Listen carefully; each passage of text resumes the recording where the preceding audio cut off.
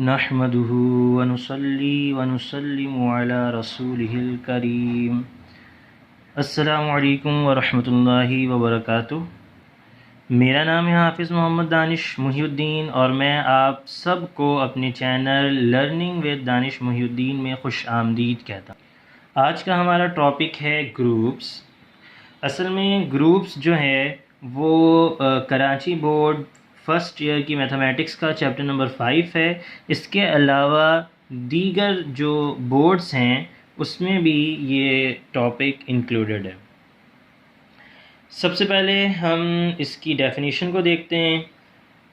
A mathematical set S under any mathematical operation static is called a group if it satisfies the following 4 conditions। किसी भी mathematical set को किसी भी mathematical operation के तहत उस वक्त ग्रुप कहा जाता है जब उसके अंदर 4 कंडीशंस जो हैं वो पाई जाएं। तो अब हम उन कंडीशंस को समझ लेते हैं। पहली कंडीशन ये है कि सेट में कम्यूटेटिव प्रॉपर्टी जो है वो पाई जानी चाहिए। अब कम्यूटेटिव प्रॉपर्टी होती क्या है? फर्स्ट कर लें कि A और B सेट के 2 एलिमेंट्स हैं। अब हम क्या करें कि वो सेट जिस ऑपरेशन के तहत भी ग्रुप है उस ऑपरेशन को A और B के दरमियान हम अप्लाई करेंगे, सिमिलरली B और A के दरमियान अप्लाई करेंगे। इसका मतलब यह है कि A asterisk B must be equal to B asterisk A, यानी कि A और B को जब हम ऑपरेट करेंगे तो उसका आंसर वही आना चाहिए जो हम B को A से ऑपरेट करके करें। सेकेंड प्रॉपर्टी है एसोसिएटिव प्रॉपर्टी। एसोसिएटिव प्रॉपर्टी में आपको सेट के 3 एलिमेंट्स को कंसिडर करना पड़ेगा, A, B और C। तो आप अब क्या करें कि A asterisk B asterisk C, यानी कि जो भी मैथमेटिकल ऑपरेशन आपने लिया है उसको पहले B और C में अप्लाई करें, देन जो भी आंसर आए उसको आप A के साथ अप्लाई करें। तो इसका आंसर बिल्कुल वही आना चाहिए जो आप A asterisk B asterisk C से हासिल करें। इसमें क्या होगा, इसमें भी ऑर्डर जो है वो असल में चेंज है कि हम यहाँ पर पहले B और C को ऑपरेट करके A से ऑपरेट करवाएंगे और यहाँ पे A और B को ऑपरेट करके फिर C से ऑपरेट करवाएंगे। थर्ड प्रॉपर्टी है कि आइडेंटिटी एलिमेंट जो है उस सेट में मौजूद होना चाहिए। आइडेंटिटी एलिमेंट को हम E से डिनोट करते हैं और आइडेंटिटी एलिमेंट जो है वो होता क्या है कि जब आप किसी भी एलिमेंट को आइडेंटिटी एलिमेंट से ऑपरेट करवाएं तो एग्जैक्टली वही एलिमेंट जो है आपको आंसर में मिले, तो इसे हम कहते हैं आइडेंटिटी एलिमेंट। और ग्रुप के लिए ये लाजमी है कि E यानी कि जो आइडेंटिटी एलिमेंट है वो मस्ट बिलोंग टू S, वो सेट से जो है वो बिलोंग करना चाहिए। इसका मतलब ये है कि आइडेंटिटी एलिमेंट जो है वो सेट में ही मौजूद होना चाहिए। चौथी और आखिरी प्रॉपर्टी है इन्वर्स एलिमेंट एग्जिस्टेंस। असल में इन्वर्स एलिमेंट जो है वो भी सेट में मौजूद होना चाहिए। इन्वर्स एलिमेंट को हम B से डिनोट कर रहे हैं यहाँ पर। तो इन्वर्स एलिमेंट की डेफिनेशन क्या होती है कि जब भी आप किसी भी एलिमेंट को इन्वर्स एलिमेंट से मल्टीप्लाई ऑपरेट करवाते हैं तो आपको आंसर जो है वो आइडेंटिटी एलिमेंट मिलता है। तो फर्स्ट करें कि B जो है वो इन्वर्स एलिमेंट है, तो जब आप A को B के साथ ऑपरेट करवाएंगे और आपका आंसर जो है वो आइडेंटिटी एलिमेंट मिल रहा है, इसका मतलब है कि B जो है वो इन्वर्स एलिमेंट है। इस बात का ख्याल रखिए कि ग्रुप के लिए लाजमी है कि इन्वर्स एलिमेंट जो है वो S से या फिर सेट से जो है वो लाजमी बिलोंग करना चाहिए। इससे पहले कि मैं मज़ीद आगे प्रोसीड करूं, मैं आप लोगों से रिक्वेस्ट करना चाहूँगा कि प्लीज़ मेरे चैनल को आप सब्सक्राइब करें, मेरी वीडियोस को लाइक करें, शेयर करें। अच्छा, आप लोगों ने नोट किया होगा कि इस प्रॉपर्टी के साथ यहाँ पर लिखा हुआ है ग्रुपॉइड्स और एबिलियन सिमिलरली आगे यहाँ पर जो है ब्रैकेट्स में कुछ वर्ड्स लिखे हुए हैं। अब इसका मतलब क्या है ये भी मैं आपको बता देता हूँ। ओके, अगर किसी सेट में सिर्फ पहली प्रॉपर्टी जो है वो पाई जाए, सिर्फ पहली प्रॉपर्टी जो फुलफिल हो रही हो, तो उस सेट को हम ग्रुपॉइड्स कहते हैं या फिर एबिलियन कहते हैं। सिमिलरली अगर किसी सेट में किसी भी मैथमेटिकल ऑपरेशन के तहत ये दो प्रॉपर्टीज़ पाई जा रही हों, पहली दो प्रॉपर्टीज़ पाई जा रही हों, तो हम उसे सेमी ग्रुप कहते हैं। इसी तरह से जो थर्ड एलिमेंट है, अगर किसी सेट में सिर्फ थर्ड एलिमेंट पाया जाए तो उसे हम मोनोइड कहते हैं। और अगर ये चारों प्रॉपर्टीज़ पाई जाएं, ऊपर जो बयान की गई जितनी भी प्रॉपर्टीज़ हैं सारी पाई जाएं, तो उसे हम ग्रुप कहते हैं। अभी आपने जितनी भी बातें सीखी हैं, सुनी हैं, समझी हैं, उसको हम मज़ीद अच्छे तरीक़े से समझने के लिए एक एग्ज़ाम्पल ले लेते हैं। और यहाँ पे मैंने एक सेट लिखा है जो कि है s इज़ इक्वल टू -1 0 और 1। ये एक सेट है जिसके एलिमेंट्स 3 हैं, -1 0 और 1।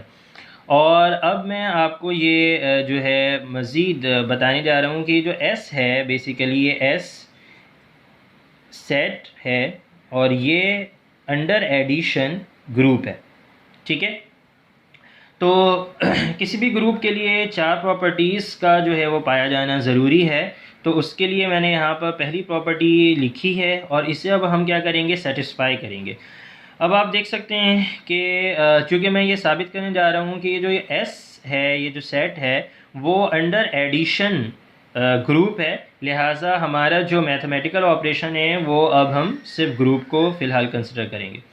अच्छा, कम्यूटेटिव प्रॉपर्टी में होता क्या है कि आप सेट से कोई भी दो एलिमेंट्स जो हैं वो सिलेक्ट करते हैं और फिर उसको ऑपरेट करवाते हैं अपोजिट सीक्वेंस के साथ, और आंसर जो है वो सेम आना चाहिए। तो यहाँ पे मैंने पहले दो एलिमेंट्स को ले लिया है, -1 + 0 इज़ इक्वल टू 0 + -1।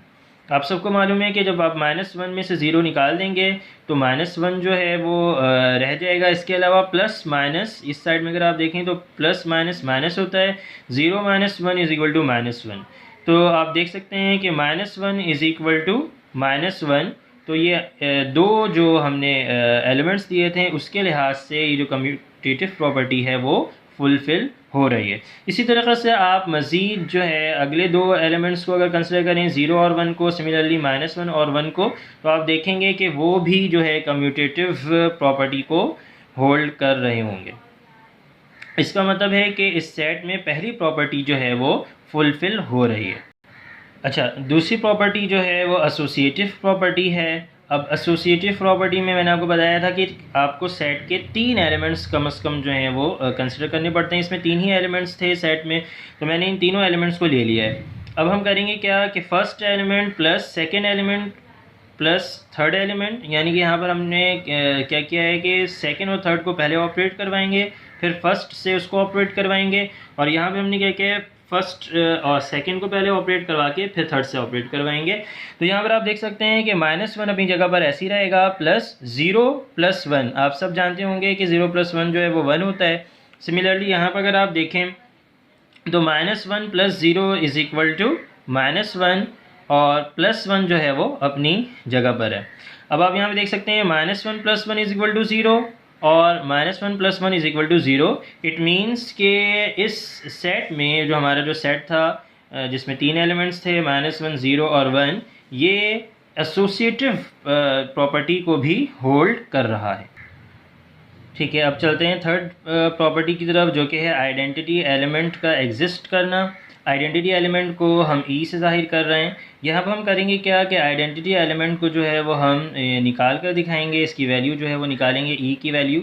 तो यहाँ पर मैंने क्या किया है, सेट में से किसी भी एलिमेंट को आप ले सकते हैं। मैंने -1 ले लिया है, -1 plus identity element must be equal to -1। ठीक है, जो भी एलिमेंट आप यहाँ पे लेंगे यहाँ पर वही वैल्यू आ जाएगी, क्योंकि आइडेंटिटी एलिमेंट की डेफिनेशन यही है कि जब आप किसी भी नंबर को, किसी भी एलिमेंट को आइडेंटिटी एलिमेंट से ऑपरेट करवाएंगे तो वही नंबर आ जाना चाहिए।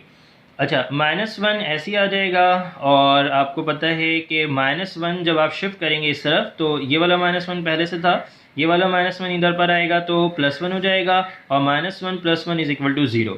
वैसे भी आप सबको मालूम है कि जो एडिटिव आइडेंटिटी एलिमेंट है वो 0 होता है। तो हमारे यहाँ पर जो आइडेंटिटी एलिमेंट है वो 0 आ चुका है, और आप देख सकते हैं कि this 0 is also belongs to S, यानी कि ये जो ई की वैल्यू आई है 0, ये ख़ुद जो है वो S से बिलोंग करता है, क्योंकि आप देख सकते हैं कि S में ये 3 एलिमेंट्स मौजूद थे और उसमें ये 0 भी मौजूद है। अच्छा, अब हम आखिरी प्रॉपर्टी की तरफ पहुंच चुके हैं, जो कि है इन्वर्स एलिमेंट का एग्जिस्ट करना। मैंने आपको बताया था कि इन्वर्स एलिमेंट को हम B से जो है वो डिनोट कर रहे हैं। अच्छा, अब हमें करना क्या होगा कि हर एलिमेंट्स का जो आपके सेट में मौजूद है, तमाम एलिमेंट्स का जो है आपको इन्वर्स निकालना पड़ेगा। तो यहाँ पे मैंने क्या किया है, हमारे सेट का जो पहला, आप देख सकते हैं यहाँ पर कि हमारे सेट का जो पहला एलिमेंट था -1, फिर उसके बाद 0 और फिर उसके बाद 1। तो हमने पहला जो एलिमेंट था हमारा -1, उसका हम इन्वर्स निकालेंगे। इन्वर्स की डेफिनेशन के मुताबिक किसी भी आप एलिमेंट को जब इन्वर्स एलिमेंट से ऑपरेट करवाएंगे तो आंसर जो है वो आइडेंटिटी एलिमेंट आना चाहिए। आइडेंटिटी एलिमेंट हम पहले ही निकाल चुके हैं जो कि 0 आया था, तो हम यहाँ पे ई की जगह 0 पुट कर देंगे और अब बी की वैल्यू निकालेंगे। आप सब जानते हैं कि -1 को जब हम यहाँ पे शिफ्ट करेंगे तो ये इधर आकर +1 हो जाएगा। 0 + 1 = 1। तो आपने देखा कि ये जो -1 है, इसका जो इन्वर्स एलिमेंट है वो आ रहा है 1। तो -1 का जो एडिटिव इन्वर्स है वो 1 आ रहा है, और आप जानते हैं कि 1 जो है वो बिलोंग कर रहा है सेट S से, ठीक है। इसी तरह से हमने यहाँ पे 0 जो है इसका भी हम इन्वर्स निकाल चुके हैं। तो डेफिनेशन बिल्कुल सेम है, element operated by inverse element is equal to identity element, ठीक है।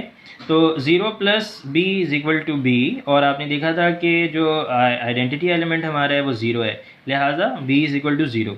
तो 0 का जो इन्वर्स एलिमेंट है वो 0 ही है, और ये बिलोंग कर रहा है S से। आखिरी जो हमारे पास एलिमेंट था वो था 1, और हम 1 प्लस इन्वर्स एलिमेंट को जब ऑपरेट करवाएंगे तो आना क्या चाहिए, आइडेंटिटी एलिमेंट। यहाँ से हम क्या करेंगे, आइडेंटिटी एलिमेंट आपको पता है कि पहले भी हम यूज़ कर चुके हैं, 0 है, और b की वैल्यू अब हमने निकाला है। तो आप देख सकते हैं ये जो 1 है इधर आकर -1 हो चुके हैं। 0 - 1 = -1। तो b का जो जो 1 का जो इन्वर्स एलिमेंट आया है वो -1 आया है, और ये भी बिलोंग कर रहा है S से। लिहाजा साबित हुआ कि S जो है वो अंडर एडिशन ग्रुप है। होपफुली आपको आज का जो टॉपिक है वो बहुत अच्छे तरीक़े से समझ में आया होगा और आपने उसे इंजॉय किया होगा। तो मिलते हैं अगले टॉपिक में। अल्लाह निगहबान।